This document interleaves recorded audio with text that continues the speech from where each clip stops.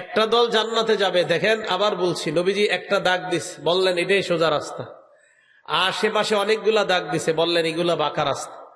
আমরা কেন জানি শুধু বাঁকা রাস্তায় চলি, সোজা রাস্তায় চলতে চাই না। সোজা রাস্তায় চলা সহজ, বাঁকা রাস্তায় চলা কঠিন। সোজা রাস্তায় চলা এত সহজ, যেমন সোজা রাস্তায় চলা কি, আপনি নামাজ পড়লেন, আপনি রোজা রাখলেন, আপনার উপর হজ ফরজ হলে হজ করলেন, জাকাত ফরজ হলে জাকাত দিলেন। এই দুইটা ফরজ না হইলে করা দরকার নাই। তার মধ্যে নামাজ রোজা এটা তো লাগে আমাদের। কিন্তু এই সোজা রাস্তাটারে আমরা কঠিন বানাই কি, যে আমার আব্বা মারা গেছে, একটা অনুষ্ঠান করা দরকার। আপনার কি কইছে এটা অনুষ্ঠান করতে? এই যে কঠিন বানাইতেছেন। আশেপাশের মানুষদেরকে দাওয়াত দিবেন, যত বড় লোক আছে আত্মীয় স্বজন তাদেরকে দাওয়াত দিবেন।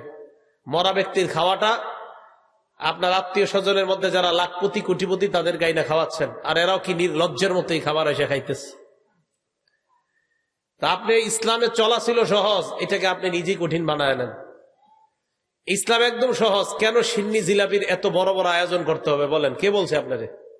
আপনার যেহেতু এতই সিন্নি খাওয়াইতে, জিলাপি খাওয়াইতে মন চায়, এই টাকা এই জায়গায় না খরচ করে আপনি মাদ্রাসায় দান করে দেন, খালাস, শেষ।